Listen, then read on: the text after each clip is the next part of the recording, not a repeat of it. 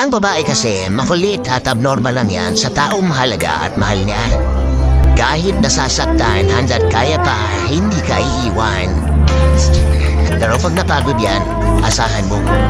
Bibitaw yan. Ito pala yung kapag overthinker na yung bumitaw, wala ka na talagang babalikan. Kasi ako mismo, overthinker din ako. I feel the same way kung paano nasasaktan yung kapwa ko overthinker dyan. Sabi nga nila, bago yung bumitaw, nagtiis muna yan ng sobrang lala. Kaya sa lahat ng sakit na naranasan yan, di mo hiningi pero nagbigay na yan ng napakaraming chance. Nagpakumbaba na yan ng sangkatutak na pagkakataon bago siya umantong sa kanyang desisyon. Kaya yung mga overthinker, ingatan mo. Dahil kaya nila, unahin ka bago yung sarili nila. Pero once na yung desisyon na nila yung bumitaw, wala nang balikan.